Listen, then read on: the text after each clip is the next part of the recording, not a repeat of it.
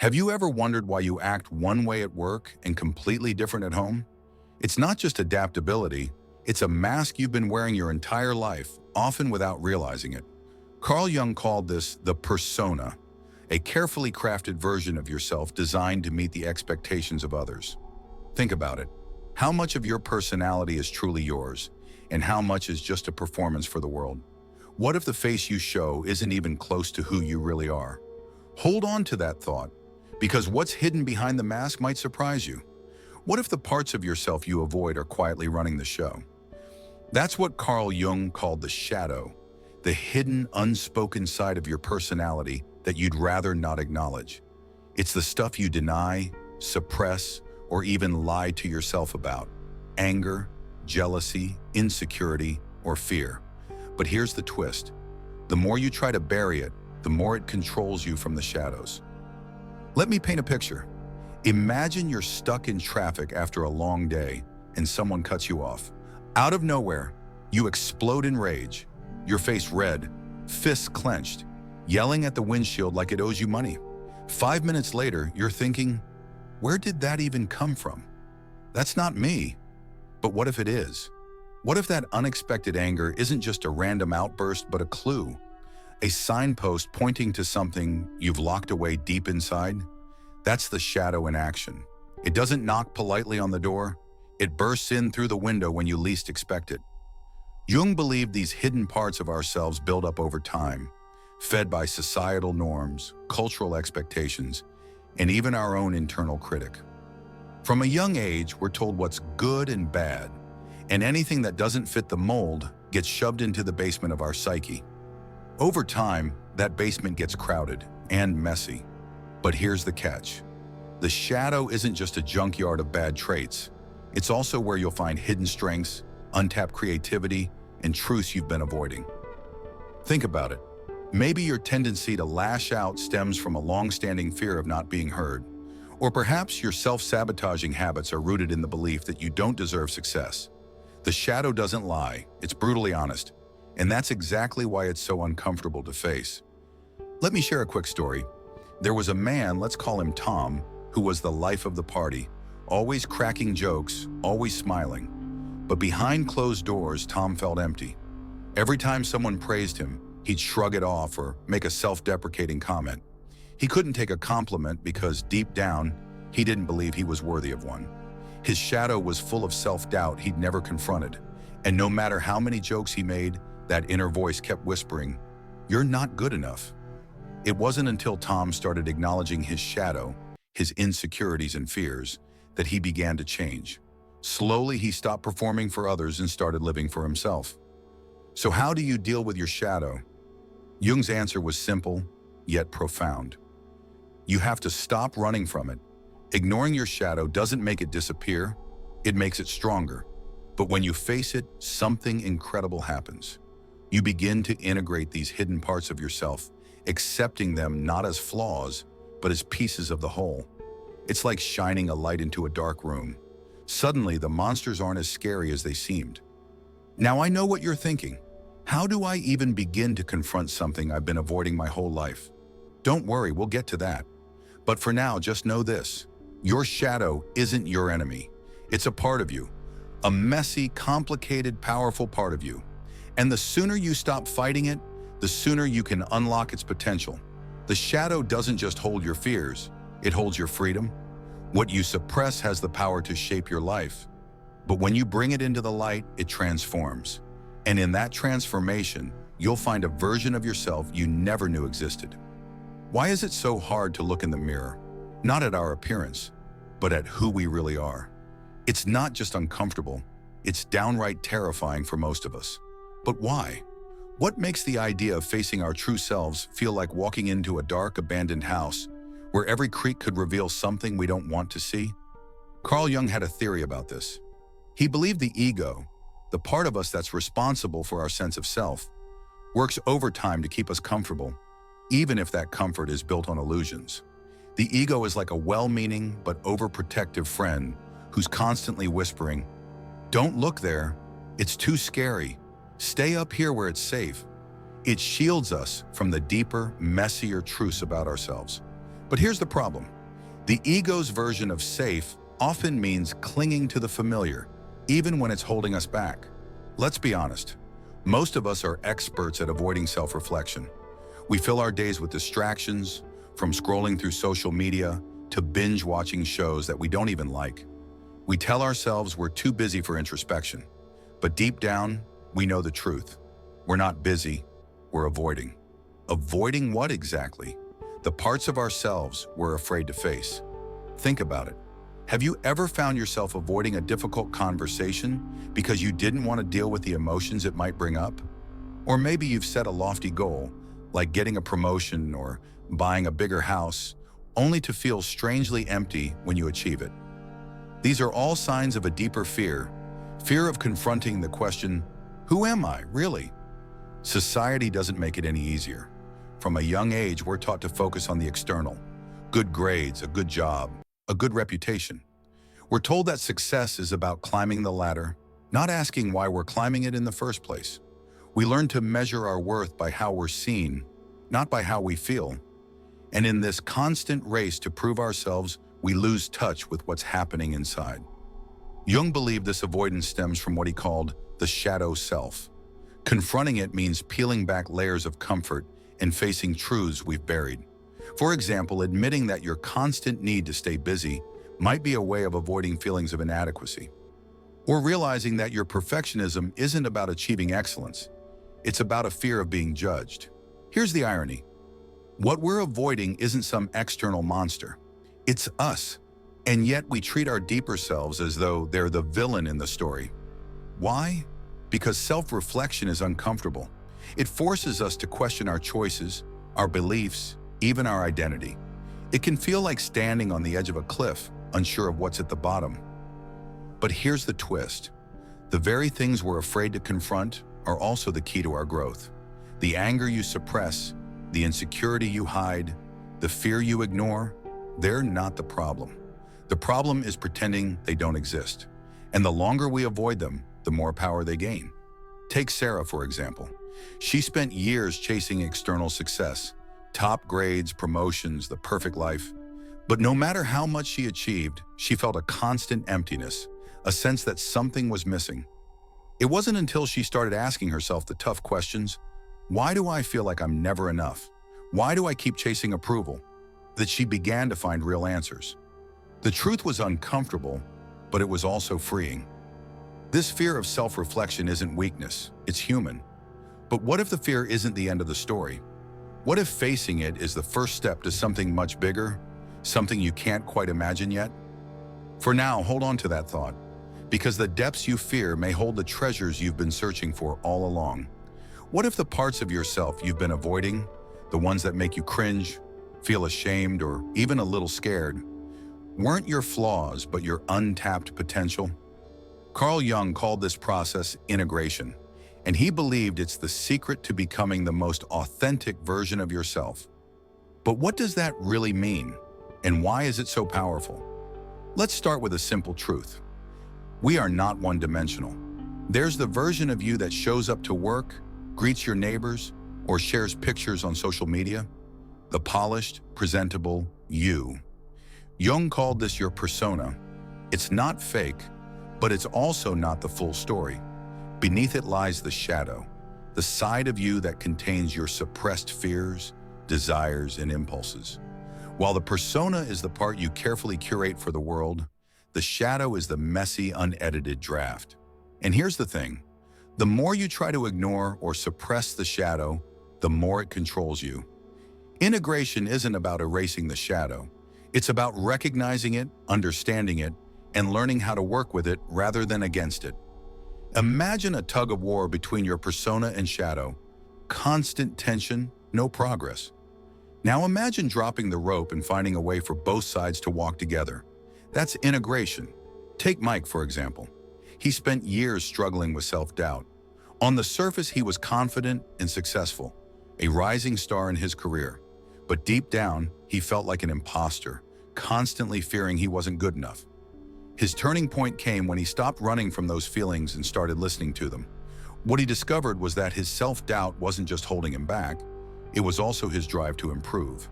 By acknowledging it instead of burying it, Mike was able to set realistic expectations for himself, take meaningful risks, and grow into someone who didn't just look confident, he felt it. Jung believed that integration is what turns our contradictions into strengths. It's not about fixing yourself because you're not broken. It's about accepting all the messy, complicated parts of who you are. When you do this, something incredible happens. The energy you use to waste on hiding or denying parts of yourself becomes available for growth, creativity, and connection. Integration is also the key to authenticity. We all crave genuine connection, but it's impossible to truly connect with others when we're hiding parts of ourselves. Think about it. How often do we mask our emotions to fit in or pretend to be fine when we're not? True authenticity comes from embracing all of yourself, even the parts you've been told to hide. It's what makes people magnetic, not their perfection, but their willingness to show up as their whole selves. This process doesn't happen overnight. It's uncomfortable and sometimes messy, but the rewards are undeniable. People who've embraced their shadows often describe feeling lighter, freer, and more grounded. They stop trying to live up to impossible standards and start living lives that feel real. They make decisions based on what truly matters to them, not what they think the world expects. Here's another example. Lisa always saw herself as too emotional. She'd been told her entire life to toughen up, to stop wearing her heart on her sleeve. So she tried to shut down her emotions, convincing herself she needed to be more logical, more practical.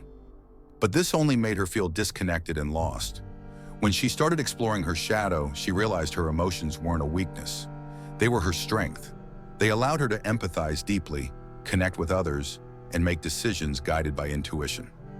Once she embraced this part of herself, her life changed. She didn't just feel more authentic, she felt more powerful. Integration isn't just a personal transformation, it's a relational one. When you're no longer at war with yourself, you show up differently in the world. You're more present, more compassionate, and more open. The relationships that felt draining or superficial start to shift because you're no longer trying to play a role or live up to a script. So how does this process fundamentally change lives? It frees you. It frees you from the exhausting cycle of perfectionism, the constant fear of judgment, and the need to control how others see you. It replaces these with something far more valuable, a sense of peace, clarity, and purpose. And once you experience that, everything changes.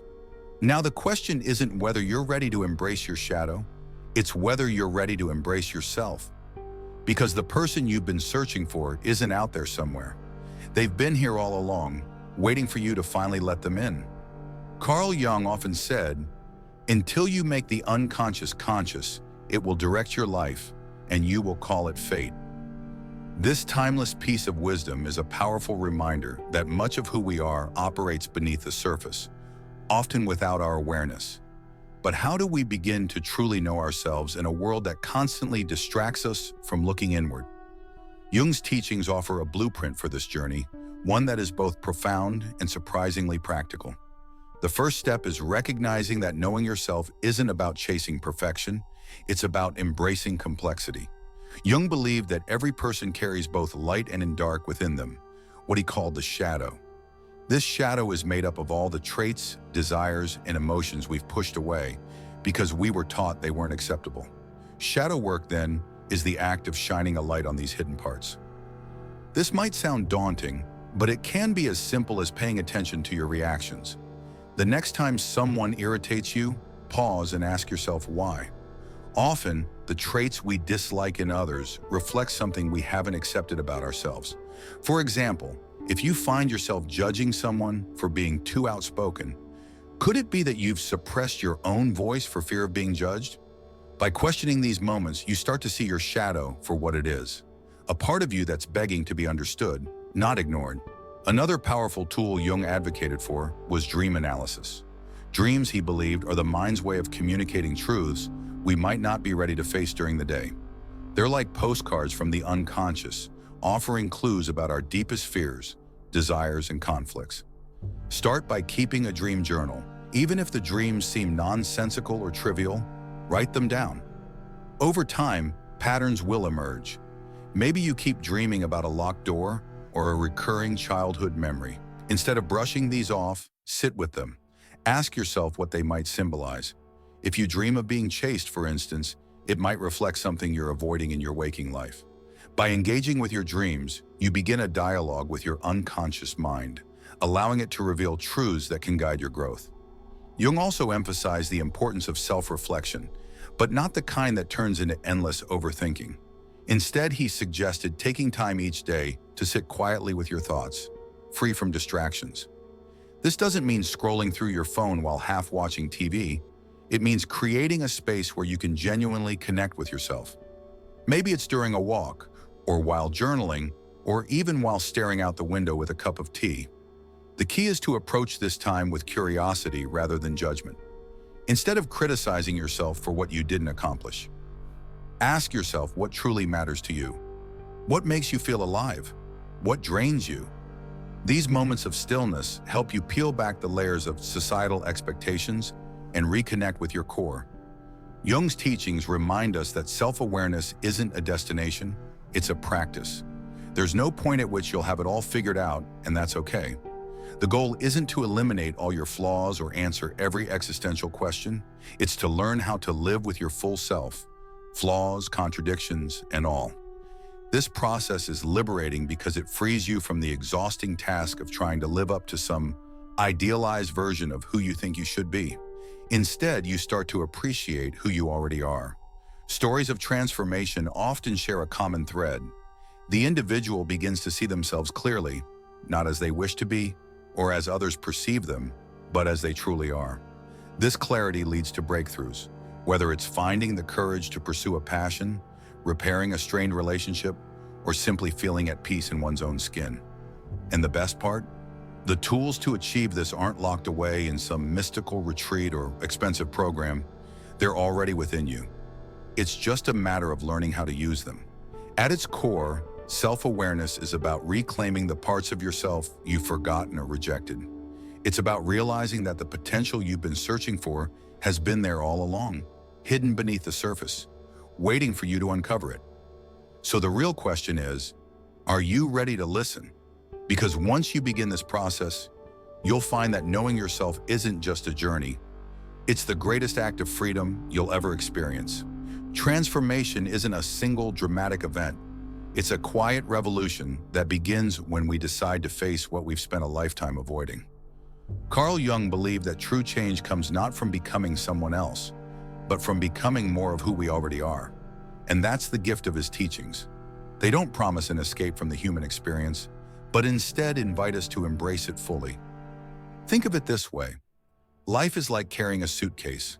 Most of us pack it with things we think the world expects of us, titles, appearances, achievements, and leave behind the pieces we think aren't good enough. But what happens when the suitcase becomes too heavy?